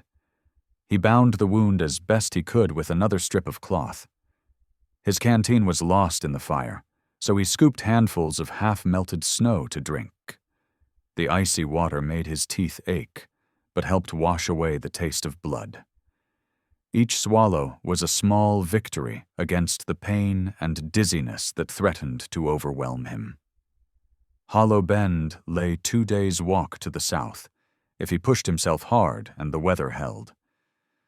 Archer gathered what he could salvage, his knife, some jerky from a cache beneath the woodpile, and the precious ledger. Everything else was ash. The morning sun had barely cleared the peaks when he began walking. Each step sent jolts of pain through his battered body, but he forced himself to keep moving. Margaret's words echoed in his mind. "Don't tell anyone." She had carried her burden alone for so long, trying to protect others at her own expense. By midday, dark clouds gathered overhead. Archer's legs trembled with exhaustion, and his head wound throbbed in time with his heartbeat. He found shelter beneath a towering pine, its branches offering some protection from the threatening weather. As he huddled there, trying to rest without succumbing to the darkness that pulled at the edges of his consciousness, Archer prayed. Not the quiet, hesitant prayers of recent years, but a desperate plea for strength. "Lord," he whispered through cracked lips, "give me strength to reach her, to make this right." The ledger rested heavy against his chest, tucked inside his coat. All those stolen lands, all the lives upended by greed and corruption. The truth had nearly died with the preacher. Margaret had tried to protect it, at great cost to herself. As the afternoon shadows lengthened, Archer pushed himself back to his feet. His body screamed in protest, but his resolve had hardened like steel in a forge. "I'll tell them everything," he vowed, his voice rough but determined, every last bit of truth in that ledger. The path ahead was long, and his injuries made every step an act of will. But Archer Boone had survived worse: war, wilderness, and winters that would freeze a man's soul. He would survive this too. He had to. For Margaret, for justice, and for the chance to make something right in a world that had gone so wrong. He walked on through the gathering dusk, the ledger close to his heart, following the trail that would lead him to Hollow Bend, and to whatever redemption awaited them both. The sun hung low on the horizon as Archer stumbled into Hollow Bend, his boots caked with mud and his clothes stiff with dried blood. 2 days of walking had drained what little strength he had left. Each breath burned in his chest, and the wound on his temple throbbed with every heartbeat. The town's main street was deserted, but noise rose from the direction of the jail. Horses stood hitched outside the saloon, their reins hanging loose. A crowd had gathered in the square, their voices a low murmur that grew louder as Archer drew closer. His heart nearly stopped when he saw the gallows platform. It stood stark against the evening sky, its fresh-cut pine boards gleaming dully in the fading light. And there, standing straight-backed despite her bonds, was Margaret.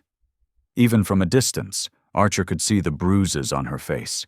Her dress was torn, and her hair hung loose around her shoulders, but her chin was lifted, and she faced the crowd with quiet dignity. Sheriff Miles stood on the platform beside her, unfolding a piece of paper with exaggerated ceremony. The setting sun cast long shadows across his badge as he cleared his throat. "Margaret Leland," the sheriff's voice rang out, "you stand accused of the murder of Reverend Thomas Blake and the theft of church property. By the authority vested in me, stop!" Archer's shout was ragged but strong. He pushed through the crowd, ignoring the pain that shot through his injured side. "This is wrong." People turned to stare at him, some gasping at his bloodied appearance.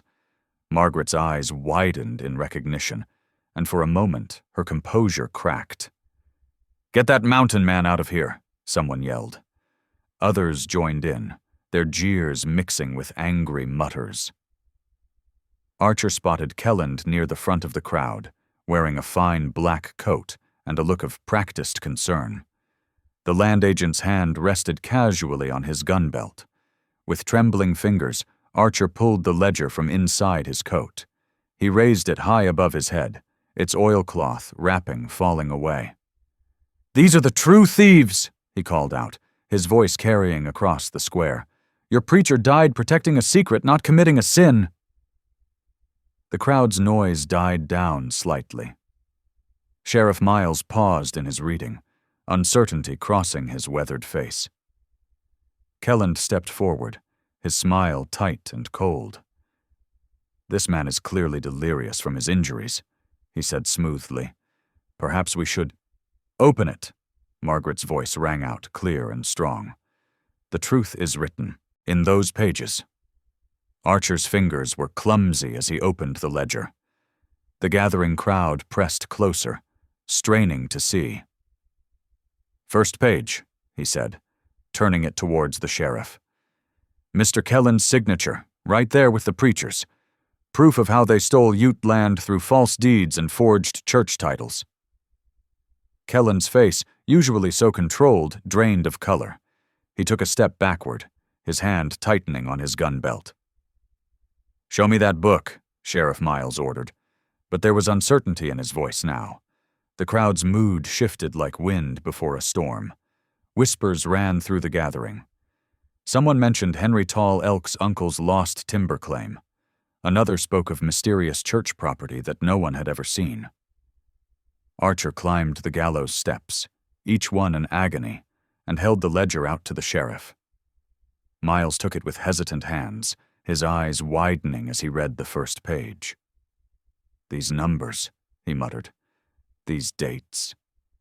"Every stolen acre," Archer said, loud enough for the crowd to hear. "Every false deed. Every piece of land taken from honest folks and Ute families alike. The preacher was going to expose it all. That's why he died. His heart gave out when he and Margaret struggled over these very pages."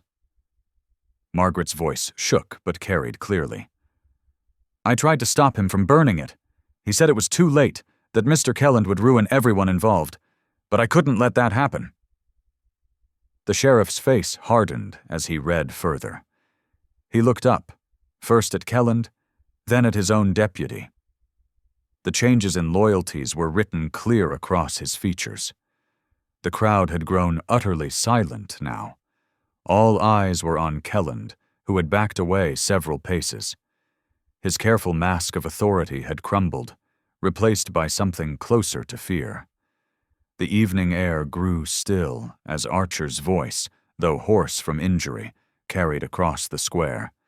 His fingers trembled as he turned the ledger's pages, but his words rang clear and strong. October 15th, 500 acres of Ute timberland, marked as church donation. Payment of $300 to sheriff's office for administrative fees. He turned another page. November 2nd, 800 acres near Crystal Creek, listed as mission grounds. $200 paid to survey office for expedited processing. The crowd pressed closer, their angry mutters turning to gasps of recognition as familiar lands were named. Kelland's face had gone gray, his carefully maintained authority crumbling with each revelation. A sudden movement at the edge of the crowd drew everyone's attention. Henry Tall Elk stepped forward, his bearing dignified despite the tension in the air. He walked deliberately to the gallows platform, each step measured and purposeful. "These words speak truth," Henry said, his voice carrying across the hushed square. "My uncle's timber stand, our winter hunting grounds, all stolen through paper lies." He pointed to an entry in the ledger. "There, the date matches when the soldiers came, when they told us the church now owned our grandfather's forest." The sheriff's hands shook as he compared the entries. These signatures, these dates. He looked up at his deputy, then at Kelland, who had begun edging toward his horse. "Stop that man!" Several townspeople moved to block Kelland's escape. The land agent's hand moved toward his gun, but faced with the crowd's unified anger, he slowly raised his palms in surrender. "Arrest him," Sheriff Miles ordered, his voice heavy with shame at his own past compliance. "And release Miss Leland." As the deputy cut the rope from Margaret's neck, she collapsed, weeks of fear and tension finally overwhelming her. Tears streamed down her face as she sank to her knees on the platform. Henry Tall Elk stepped forward and placed a gentle hand on her trembling shoulder. "Our land remembers truth," he said softly, "even when men forget." The church bells began to toll, their sound rolling across the town like waves of mercy. These were not the somber knells of execution, but bright peals of deliverance and justice restored. Archer pushed through his pain and climbed the last few steps to Margaret's sigh. She looked up at him through tear-filled eyes, and he caught her just as her strength gave out completely. He held her close, feeling her heart beating wild against his chest, both of them trembling with exhaustion and relief as the bells rang out over Hollow Bend. The morning sun streamed through the mission house windows, casting warm squares of light across Margaret's lap as she rested in a cushioned chair. 4 days had passed since the dramatic events in the town square. Her bruises were fading, but weariness still clung to her like a heavy shawl. In the adjacent room, Archer's steady voice carried through the half-open door as he gave his testimony to Territorial Marshal Bennett. The scratch of pen on paper punctuated his careful account of finding the ledger and the corruption it revealed. "The entries go back 3 years," Archer explained, "show a clear pattern of theft from both settlers and Ute families." Margaret closed her eyes, remembering the weight of secrets she'd carried. The ledger now rested in an official pouch, bound for Denver on tomorrow's stage. Word had already returned that the territorial governor ordered all stolen Ute lands restored, with surveys to begin as soon as the spring mud dried. The meeting concluded with boot steps and chair legs scraping wooden floors. Marshal Bennett's deep voice carried clearly. "There's a $500 bounty for bringing in Kelland and his operation, Mr. Boone. You've earned it fair and square." "No, sir," Archer replied firmly. "That money should go to helping folks rebuild what was taken. I didn't do this for reward." The marshal's boots clicked across the floor as he departed. Archer appeared in the parlor doorway, looking tired but unburdened. His wound was healing clean, though. He still favored his left side. "What about Mama's farm?" Margaret asked softly as he settled in the chair beside her. "The false liens they placed on it." "Already cleared," he answered, reaching for her hand. "Marshal's orders. It's yours again, free and clear. Once spring settles in proper, we can start rebuilding up in the valley." Tears welled in Margaret's eyes, but they were gentle this time. If you'll have me," he said simply. Outside, wagon wheels creaked on packed earth as townspeople arrived with baskets of food and written apologies. The same neighbors who had once shunned Margaret now sought to make amends. She watched them gathering, her heart heavy with the weight of choosing forgiveness. "It won't be easy," she whispered, learning to trust them again. "No," Archer agreed, "but mercy's like spring thaw. Takes time, but brings new life." He squeezed her hand. "We'll face it together." Through the window, they could see the first crocuses pushing through the melting snow, purple promise of renewal in the warming earth. Early April painted the Colorado highlands in subtle greens and golds. Melting snow fed crystal streams that wound through valleys where winter's grip finally loosened. Near the border of Ute land, where river met meadow, Archer Boone's axe rang steady against fresh-cut pine logs. The new cabin took shape day by day. Its sturdy walls rose from carefully laid stones, each one placed with the patience of a man who understood that good foundations meant everything. Archer had chosen the spot well, close enough to Henry Tall Elk's hunting grounds to maintain friendship, yet respectful of boundaries. The river sang constantly, promising fish and clean water through all seasons. Margaret watched from the half-finished porch, her hands deep in dark soil, where she planted wild columbine and mountain lupin. The flowers would take time to bloom, like healing itself. But she believed in patient things now. She patted the earth around each tender shoot, remembering how Archer had taught her to listen to the land's rhythms during those long winter days in his old cabin. "The porch looks fine," Archer called, setting down his axe. Sweat gleamed on his forehead despite the cool morning air. "Might even have time to put up a swing before summer." Margaret smiled, brushing dirt from her skirts. "I'd like that." She glanced at the sun's position, then gathered her shawl. "I need to do something today. Henry's waiting to take me." Archer nodded, understanding in his eyes. They hadn't spoken much about her plan to visit the preacher's grave, but he knew she needed this step. "Take all the time you need," he said softly. Henry waited at the trail fork, astride his paint horse, patient as the mountains themselves. He helped Margaret mount her borrowed mare, then led them along paths still soft with melting snow. They rode in comfortable silence until the small cemetery came into view. The preacher's grave lay beneath a gnarled juniper, its wooden marker weather-worn but legible. Henry stayed back, offering privacy while remaining protectively near. Margaret knelt in the damp grass, drawing a sprig of sage from her pocket. The herb's sharp scent cut through spring's sweetness as she laid it against the wooden cross. "I forgive you," she whispered, her voice steady despite the tears that threatened. "Your sins are between you and God now, but I choose to let go of mine." The wind sighed through juniper branches, carrying away years of hurt and fear. Margaret touched the earth once, then rose and walked back to her horse. Henry's eyes held approval and something like pride. They rode home as afternoon light gilded the peaks.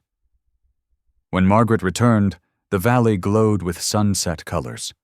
Smoke curled from the new cabin's stone chimney, and lamplight already warmed the windows.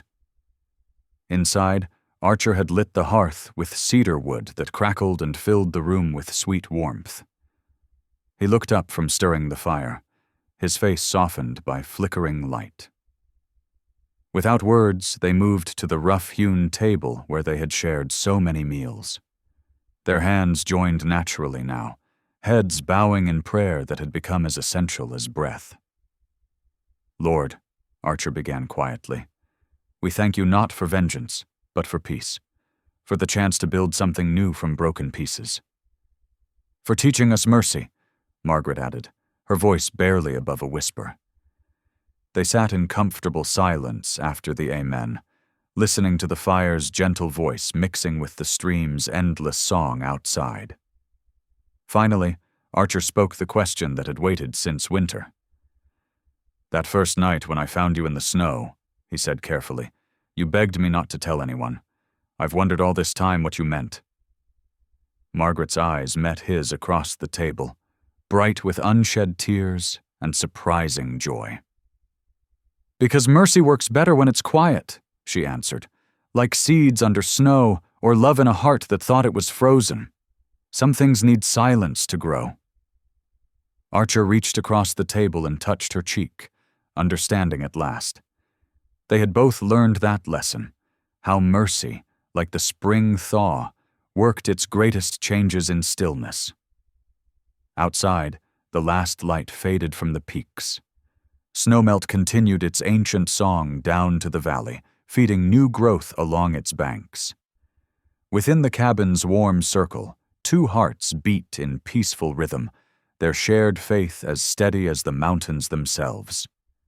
The mountain, once cold and cruel, now heard only the sound of two hearts warming the valley. Thank you for listening. Stories connect us in the most unexpected ways. If you felt that spark today, make sure you're subscribed. I share a new one daily, and the next might change your day.